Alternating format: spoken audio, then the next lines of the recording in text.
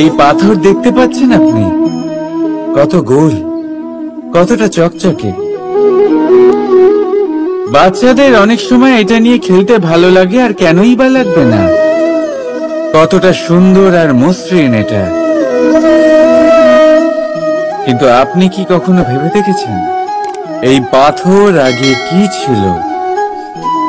কোনো বিশাল আকার পর্বত, কোনো বিশাল আকার পাথরের একটা বড় ভেঙে যাওয়া অংশ বিশেষ, যেটা কোনোভাবে নদীতে পড়ে নদীর ধারার সাথে বইতে থাকলো, মাটির সাথে ঘর্ষণ হলো, বালির কণার সাথে ঘর্ষণ হতে থাকলো, আর তারপর ধীরে ধীরে এই আকার পেল। এবার আমরাও এই পাথরের মতোই।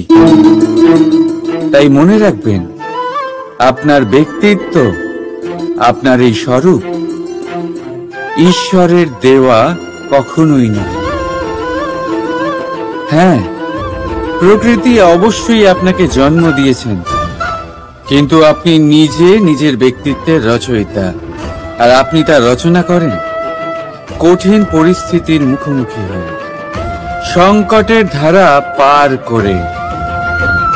তাই আপনিও এই পাথরের মতো নিরন্তর চেষ্টা করতে থাকুন, নিজের অস্তিত্ব বজায় রাখুন, এই অস্তিত্বকে মহান করতে থাকুন, আর আমার সাথে ভালোবেসে বলুন, রাধা রাধা।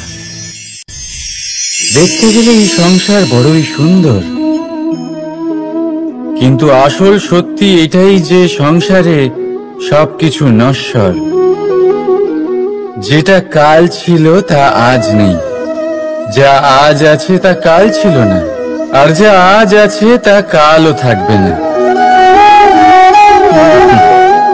প্রত্যেক মানুষকেই যথাসময় কালের কাছে মাথা নত করতে হয়। এই রূপের বিনাশ করে বার্ধক্য, প্রাণের বিনাশ করে মৃত্যু, আলস্য, ঈর্ষা ধর্মের বিনাশ করে, আর ক্রোধ বিনাশ করে সম্পর্কের। কিন্তু এরকম একটা অনুভূতি আছে যা একাই সমস্ত গুণ বিনাশ করতে সক্ষম হয়, আর সেটা হলো অহংকার। তাই জ্ঞানকে নিজের কাছে আসতে দিন, কিন্তু অহংকারকে কখনোই নয়। কারণ যদি এই অহংকার আপনার কাছে চলে আসে, তাহলে জীবনে যা কিছু আপনি অর্জন করেছেন, তা সে গুণ হোক বা হোক ধন, সে বন্ধু হোক বা হোক আনন্দ, সবকিছু শেষ হয়ে যাবে। রাধা রাধা। বর্ষাকালে যখন ভয়ানক বৃষ্টি হয়, তীব্র গতিতে যখন হাওয়া চলে, তখন আপনি নিশ্চয়ই দেখেছেন যে পাখিরা, যাদের বাসা মাঝে মাঝে ভেঙে পড়ে, নষ্ট হয়ে যায়। কিন্তু আপনি কি কখনো সেই পাখিদের বিলাপ করতে দেখেছেন? কখনো নয়। যখনই সেই বৃষ্টি থেমে যায়, তারা আবার একটু একটু করে খড়কুটো জোগাড় করে তাদের বাসা বানিয়ে ফেলে। নিজের সংসার সেই রকমই বানিয়ে দেয় যেমন আগে ছিল। এমন কেন? কারণ এই ঝড়ের তাণ্ডবের সাথে সেই পাখিদের কোনো বোঝাপড়া করারই নেই। তারা শুধু সেটাই করতে থাকে যেটা তাদের হাতে আছে, আর এটাই হলো সুখী জীবনের মূল মন্ত্র। যেটা আপনার হাতে নেই, তা নিয়ে বিলাপ করে আপনার কোনো লাভ হবে না। মনোসংযোগ তাতেই করুন যা আপনার হাতে রয়েছে। যা বদলে গেছে তাকে আপনি আবার বদলাতে পারবেন না, কিন্তু যা আপনি বদলাতে পারবেন তাতে মনোসংযোগ করুন। এই জীবনে একটু ধনাত্মক হয়ে উঠুন, দেখবেন সব শুভ হবে। রাধা রাধা।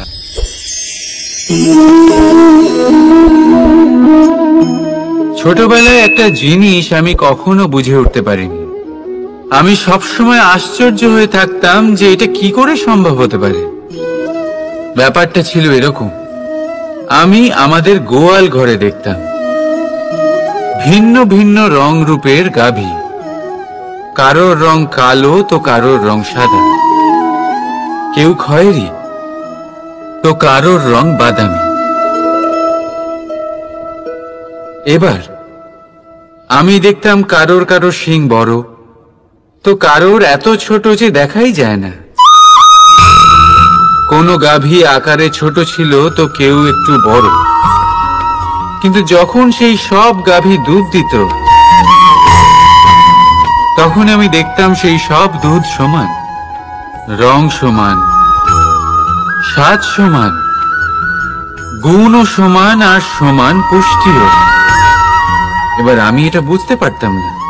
আমার দৃষ্টিতে তো সমস্ত গাভী আলাদা আলাদা ছিল। আমি ভাবলাম আমি মাকে জিজ্ঞেস করি। মাকে জিজ্ঞেস করলাম। মা আমাকে বললেন, কানাই, রং রূপ পাল্টালেও গাভীদের বাস্তবিকতা তো পাল্টায় না। গাভী তো গাভীই থাকবে। এবার আমি এটা বুঝতে পারি না যে মানুষ এটা আত্মসাৎ কেন করতে পারে না। দেখুন, রং, রূপ, জাত, ধর্ম, ভাষা, এই সবের উপরে হলো মনুষ্যত্ব।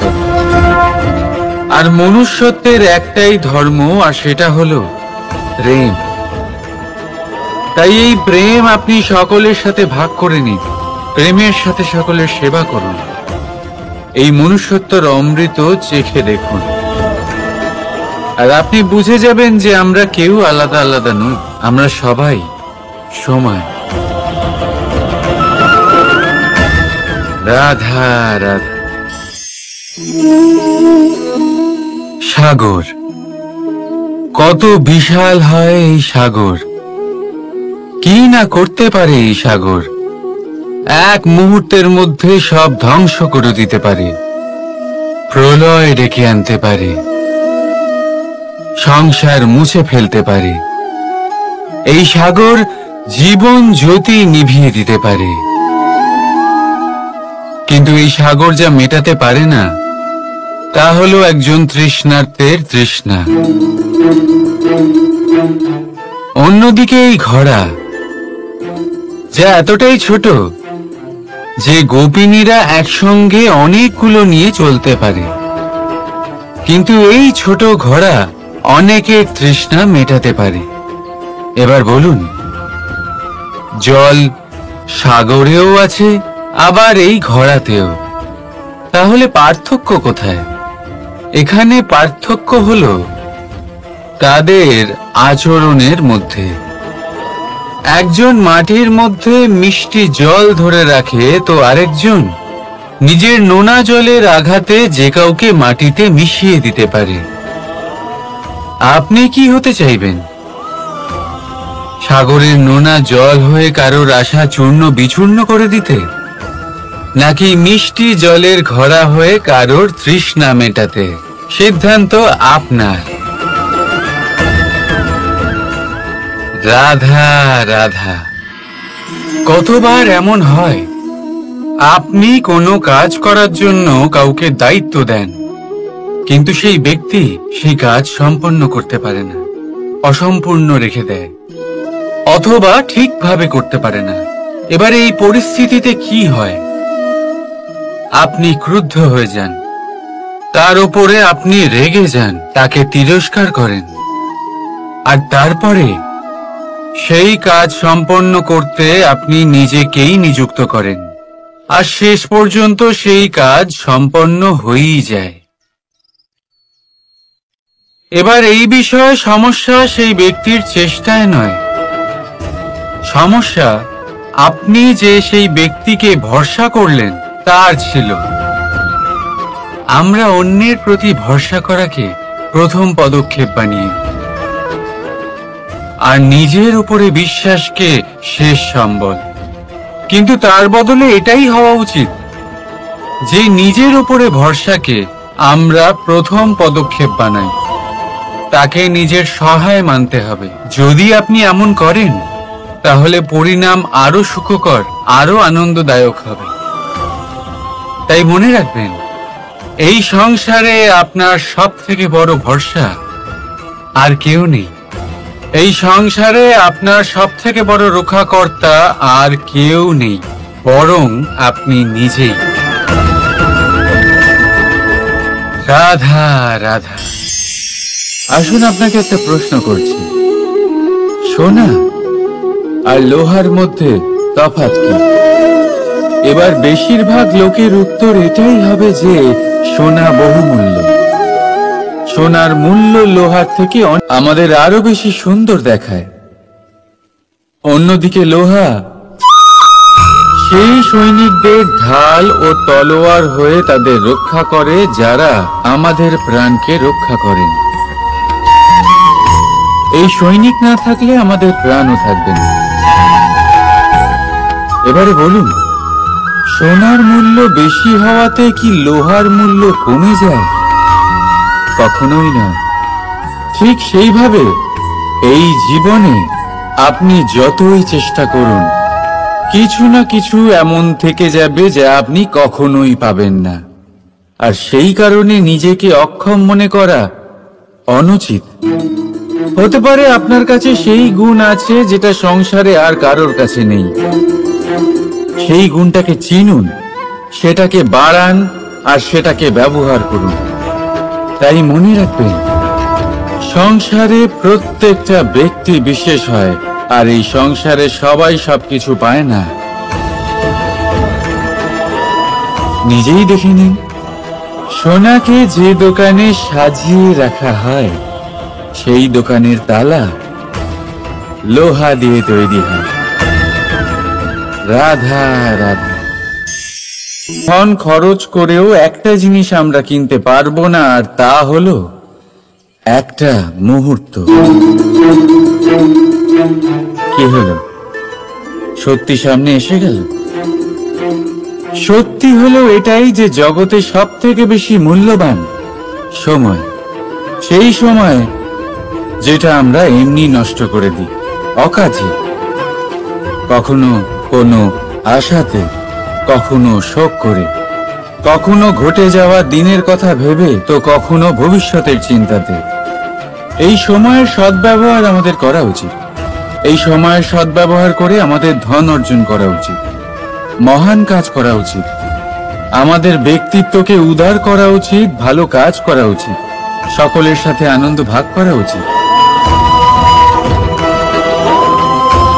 যদি আমরা এই সংসার থেকে চলেও যাই, তাহলেও সময় আমাদের যেতে দেবে না। এখানেই স্থিত করে রাখবে, কারোর না কারোর জন্য প্রেরণা হয়ে, বা কারোর মুখে কৃতজ্ঞতার হাসি ফুটিয়ে। রাধা রাধা। সূর্য। এই সংসারে সব থেকে বেশি তেজস্বী এই সূর্য, সব থেকে বেশি উজ্জ্বল, সব থেকে বেশি শক্তিশালী। কিন্তু আপনি কি কখনো সূর্যোদয় দেখেছেন? এই শক্তিশালী সূর্য কিভাবে উদয় হয়? লাল রঙের আভার সাথে, সৌম্যতার সাথে, শান্তির সাথে উদয় হয়। কখনো সূর্যাস্ত দেখেছেন? সেই লাল রঙের আভা, সেই সৌম্যতা, সেই একই শান্তি। আর এটাই একজন মহান ব্যক্তিত্বের গুণ। যখন জীবনে উত্থান ঘটে, তখনও অহংকার করেন না, সৌম্যতা বজায় রাখেন। আবার যখন জীবনে ক্ষতি হয়, তখনও সৌম্যতা বজায় রাখেন। যদি আপনিও চান সূর্যের মতো আপনি সম্মান পাবেন, তাহলে সূর্যের মতন হন। যখন জীবনে আনন্দ আসে, কুশল আসে, তখন সীমা লঙ্ঘন করবেন না।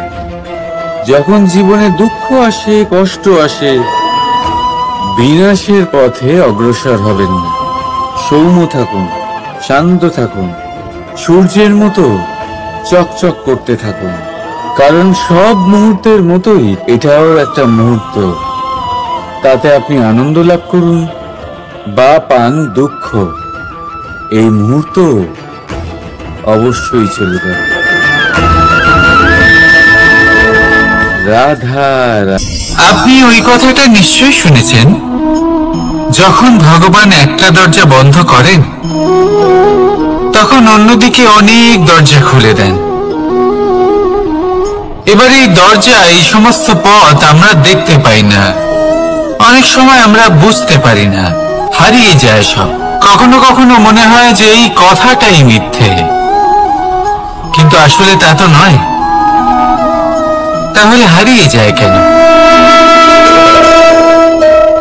কারণ আমরা সময় নষ্ট করি এই দরজার দিকে তাকিয়ে থেকে। ভাবি এই বুঝি দরজা খুলবে, এবার দরজা খুলবে। অপেক্ষা করতে করতে আমরা অনেক সময় নষ্ট করে ফেলি।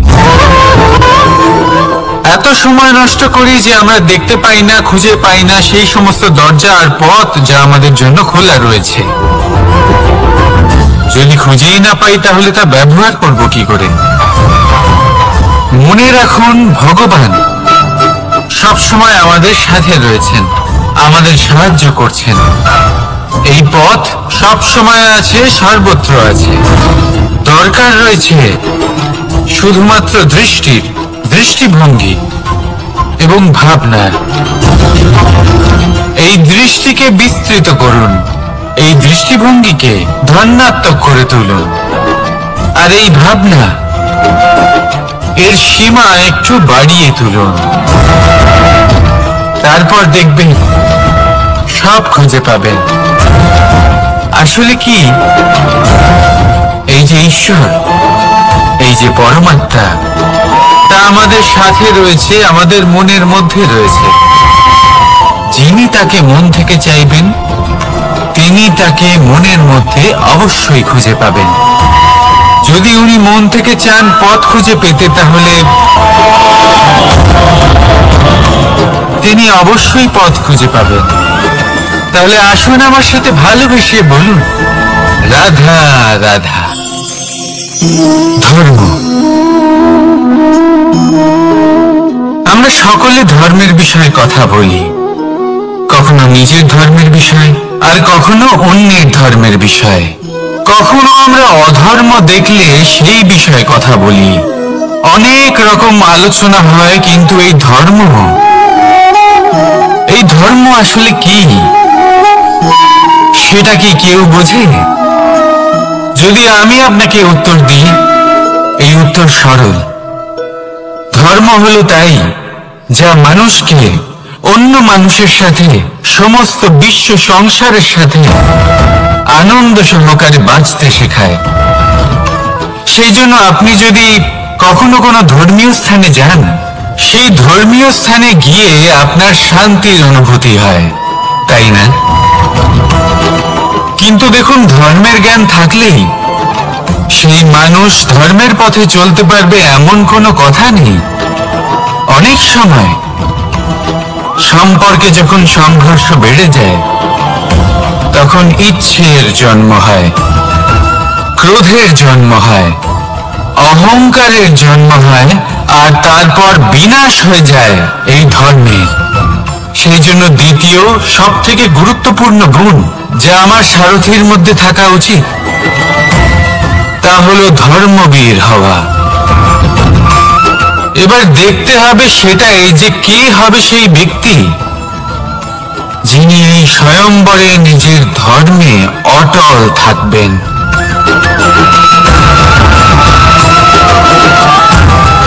কারণ সেই ব্যক্তি এই সংসার থেকে সরে এসে ধর্মের পুনঃস্থাপনের এই মহাকার্যে আমার সারথী হতে পারবেন।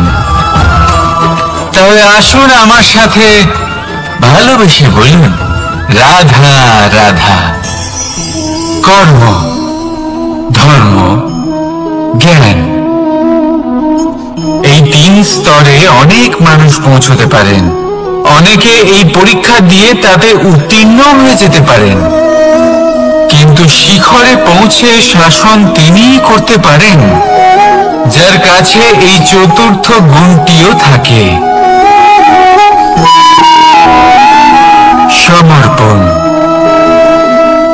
অত্যন্ত গুরুত্বপূর্ণ একটা গুণ এটা। এই সমর্পণ আসলে অত্যন্ত গুরুত্বপূর্ণ।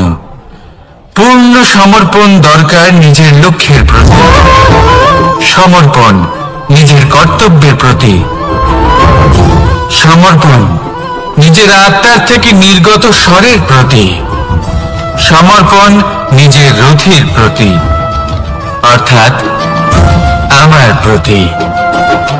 এবার এই পরীক্ষায় অত্যন্ত কঠিন এক বাঁক আসতে চলেছে,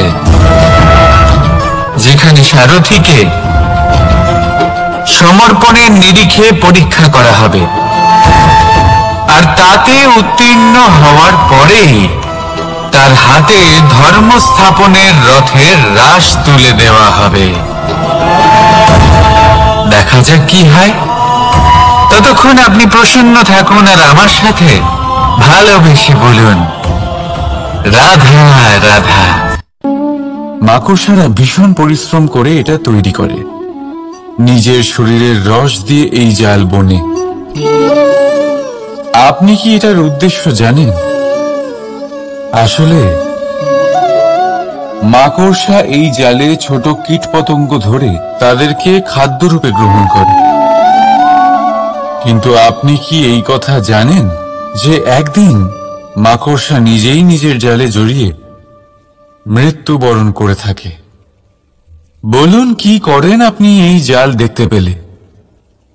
দেখতে পেলেই মুছে ফেলেন এর অস্তিত্ব, তাই না? তেমনি অন্যদিকে পাখির বাসা, পাখিরাও ভীষণ পরিশ্রম করে এটা তৈরি করে। কিন্তু যদি পাখি একদিন এটা ছেড়ে চলে যায়, তাহলেও লোকে এটা নষ্ট করে দেয় না। কারণটা কি?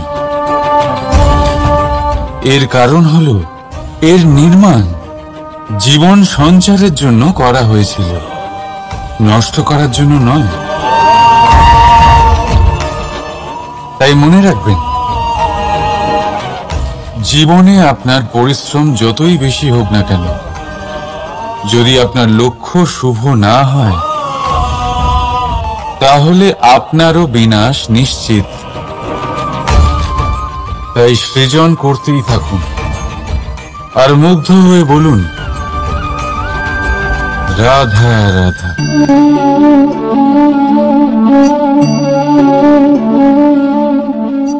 আপনার কি মনে হয় আমি কি করছি? আপনি বলবেন আমি প্রদীপ জ্বালাচ্ছি। সঠিক, কিন্তু প্রশ্ন হচ্ছে যে আমি কি আপনাকে বলেছি যে একে প্রদীপ বলা হয়? না। এই প্রদীপ কি নিজেই নিজের পরিচয় আপনাকে দিয়েছে? না। তাহলে আপনি কি করে জানলেন যে একে প্রদীপ বলা হয়? উত্তর হচ্ছে প্রকাশ, যে স্বয়ং জ্বলে অন্ধকারের মধ্যে সংসারকে পথ দেখায়, সেটাই প্রদীপ।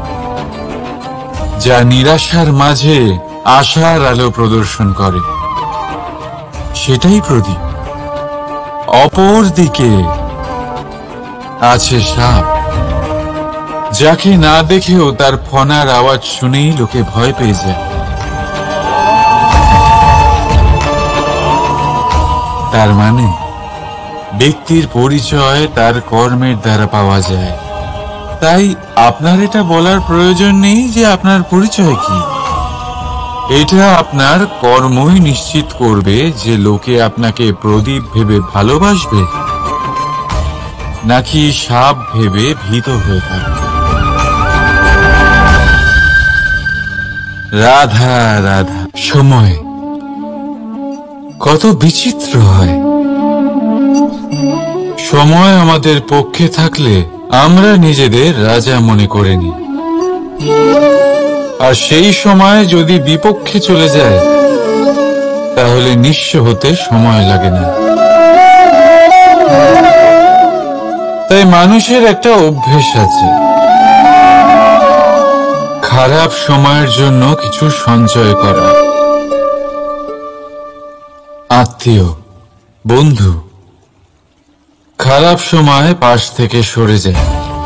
যশ, মান প্রতিকূল সময় চিরস্থায়ী হয় না। তাই মানুষ মনে করে অর্থ সঞ্চয় করাই শ্রেয়। অর্থের কোনো হৃদয় নেই যা সময়ের সাথে পরিবর্তিত হবে। সংসার বলে সর্বদা অর্থ সঞ্চয় করতে থাকুন।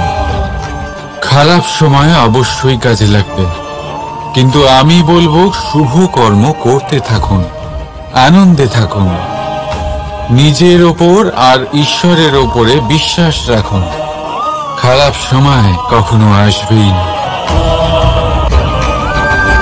রাধা রাধা। প্রকৃতি মানুষকে এক বিশেষ শক্তি দিয়েছে, অন্য জীবের থেকে বেশি শক্তি দিয়েছে। স্মরণ শক্তি। এই শক্তি মানুষকে অন্য জীবের থেকে ভিন্ন করে,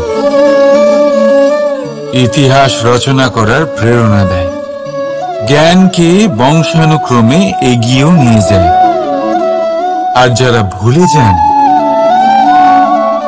অধিকাংশ সময় তারা উপহাস আর দয়ার পাত্র হয়ে যান।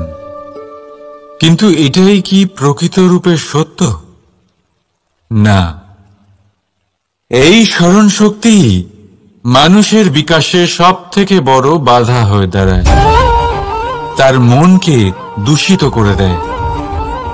খারাপ অভিজ্ঞতা, কারোর করা বিশ্বাসঘাতকতা, কারোর কটাক্ষ বেশিরভাগ মানুষই ভুলতে পারেন না, আর তারপর প্রতিশোধ নিতে উদ্যত হন।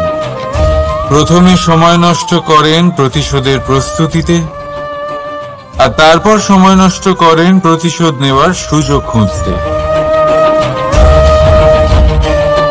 যদি সন্তুষ্টি পেতে চান, যদি জীবনে আনন্দ পেতে চান, তাহলে স্মরণ শক্তির সদ্ব্যবহার করুন।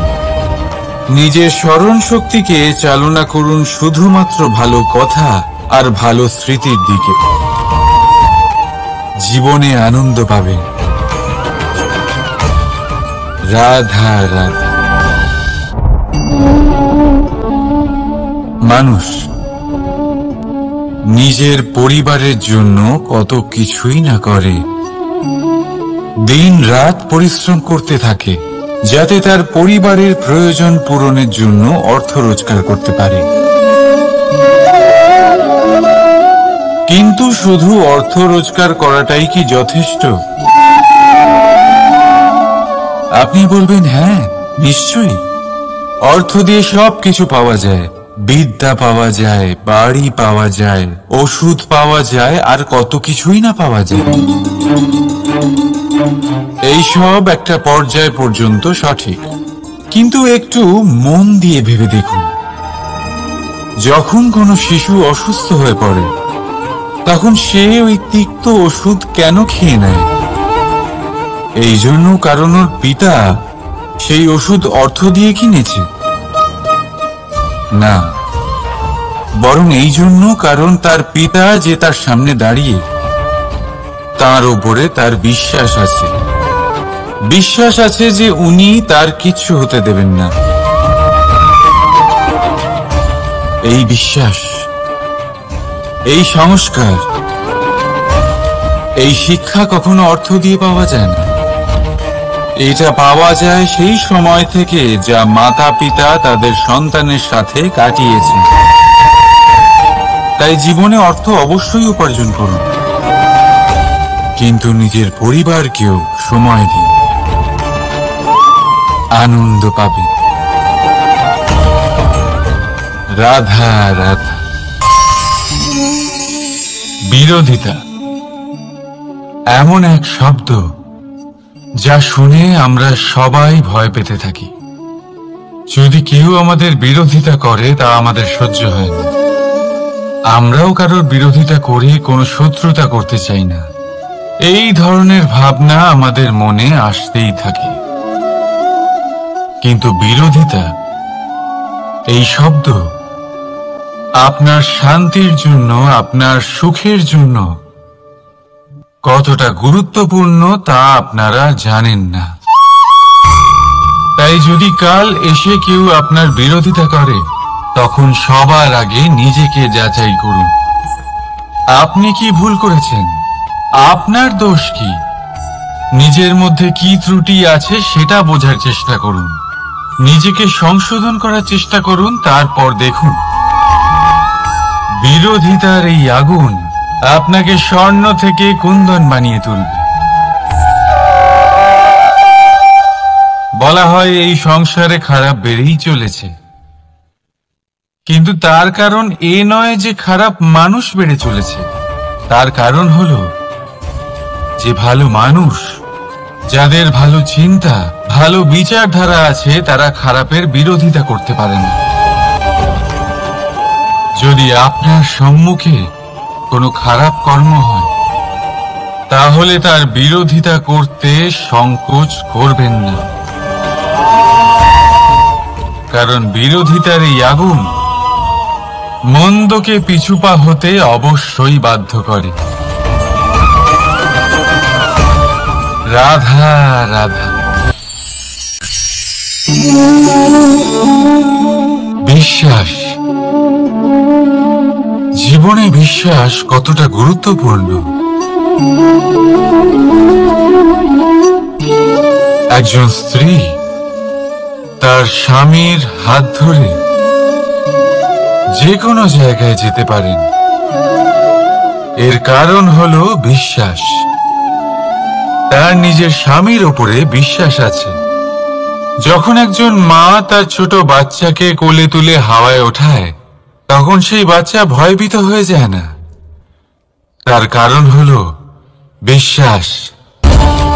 তার বিশ্বাস আছে যে তার মা তার কিচ্ছু হতে দেবে না। এক বৈদ্যের দেওয়া ঔষধ সন্তান কিছু না বুঝে শুনেই খেয়ে ফেলে। সেই বৈদ্যের জ্ঞানের বিষয়ে তার কোনো ধারণাই থাকে না, শুধু নিজের পিতার উপরে বিশ্বাস আছে যে তার পিতা তাকে খারাপ কিছুই দেবে না। যখন এই সংসারের প্রতিটা বন্ধন বিশ্বাসের উপরে দাঁড়িয়ে আছে, তাহলে কেন এই বিশ্বাসকে আমরা জীবনে আনতে পারি না? আপনি নিজেই দেখুন, এই বিশ্বাস নিজের জীবনে এনে দেখুন, সবকিছু আরো সুন্দর হয়ে যাবে। তাই ভালোবেসে বলুন রাধা রাধা।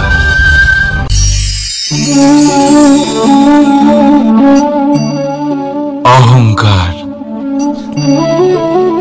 এই শব্দটা সবাই শুনেছেন।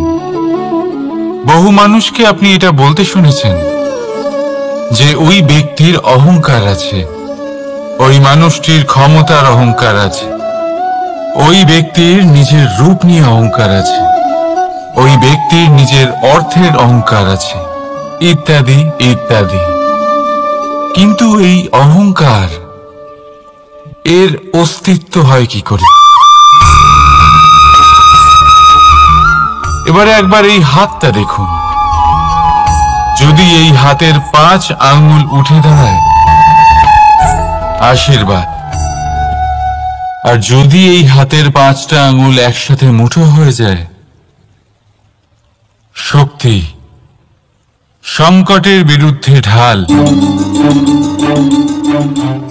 কিন্তু এই একটা আঙুল সংকটের কারণ হয়ে দাঁড়াতে পারে। এই একটা আঙুল শত্রুকে আহ্বান জানায়। এবার অহংকার বলে এই শব্দটাই দেখে নিন। আমাদের থেকে আলাদা হয়ে গেলে হয় অহং। অহং অর্থাৎ ব্যক্তির মনে হয় যে সে আপনদের থেকে, নিজের বন্ধুদের এবং সঙ্গীদের থেকে, নিজের পরিবারের থেকে অনেক উপরে, অনেক শ্রেষ্ঠতর সে। কিন্তু মনে রাখবেন, এই অহংকার কোন ব্যক্তির অস্তিত্বের বিনাশের প্রথম ধাপ।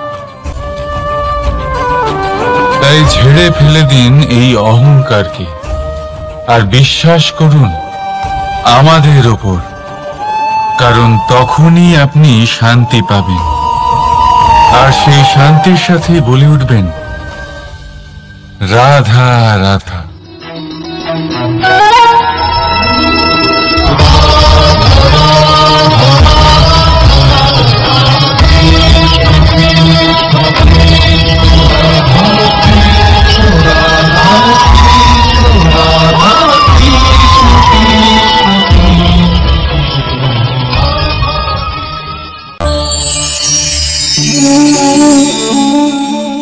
সাফল্য। যদি আপনাকে জীবনে সাফল্য পেতে হয়, তাহলে আপনি একাধিক মানুষ পাবেন যারা একাধিক উপায় বলবে আপনাকে সাফল্য পাওয়ার। দীর্ঘ সময় ধরে পরিশ্রম, চেষ্টা, নির্ধারণ, নিষ্ঠা এই বিষয়ে ভাষণ দিতে থাকবেন। একাধিক রকমের উদাহরণ আপনার সামনে তুলে ধরবেন। কিন্তু আমার এটা মনে হয়, আমরা কেন সেই বিষয়ে কথা বলি না যা মানুষকে অসফল করে তোলে? শুধু দুটো ব্যাপার অসফল হওয়া নিশ্চিত করে। শুধু দুই ধরনের মানুষ বেশিরভাগ অসফল হন। প্রথম তারা যারা ভাবে অনেক কিছু কিন্তু কিছুই করে না, আর দ্বিতীয় তারা যারা অনেক কিছু করতে থাকে কিন্তু ভাবনা চিন্তা না করে। ভাবনা আর কর্ম, এদের মাঝে সামঞ্জস্য রাখা খুব জরুরি। যদি এটা থাকে, তাহলে জীবনে কখনো অসফল হবেন না। রাধা রাধা। আপনি অনেককে এই কথা নিশ্চয়ই বলতে শুনেছেন, এই ব্যক্তির দৃষ্টিতে দম্ভ আছে, এই ব্যক্তির চোখের ওপর অহংকারের পর্দা পড়ে আছে, ইত্যাদি ইত্যাদি। চলুন আমি আপনাকে একটা প্রশ্ন করছি, আপনি দেখেন কি দিয়ে? দৃষ্টি দিয়ে নাকি দৃষ্টিভঙ্গির সাহায্যে? ভাবুন। চিন্তায় পড়ে গেলেন নিশ্চয়ই। দৃষ্টি যে কোনো বস্তুর বা যে কোনো মানুষের শুধু বাইরের রূপটা দেখায়, যেখানে দৃষ্টিভঙ্গি আপনাকে সোজা আসল পরিচয়ের সাথে সাক্ষাৎ করায়। উদাহরণ হিসেবে চন্দ্র। চন্দ্র আমরা সবাই দেখেছি। বহু মানুষ আছেন যাদের চন্দ্র অত্যন্ত সুন্দর লাগে, আবার কিছু মানুষ এমনও আছেন যারা এই চন্দ্রের মধ্যেই দাগ খুঁজে বার করেন। এই হলো দৃষ্টিভঙ্গি। যদি নিজের দৃষ্টিভঙ্গিতে প্রেম রাখেন, ভালোবাসা রাখেন, সম্ভ্রম রাখেন, তাহলে তার বদলে আপনিও প্রেম আর সম্মান অবশ্যই পাবেন। এবারে দেখুন, যে জল দিয়ে ঈশ্বরের মূর্তি ধোয়া হয় তাকে চরণামৃত বলা হয়। এটার কারণ দৃষ্টিভঙ্গি। এখন আপনি পাথরকে ভগবান ভেবে পুজো করবেন, নাকি ভগবানকে পাথর ভেবে পরিত্যাগ করবেন? সিদ্ধান্ত আপনার, কিন্তু এই সিদ্ধান্ত নির্ভর করে আপনার দৃষ্টিভঙ্গির ওপর।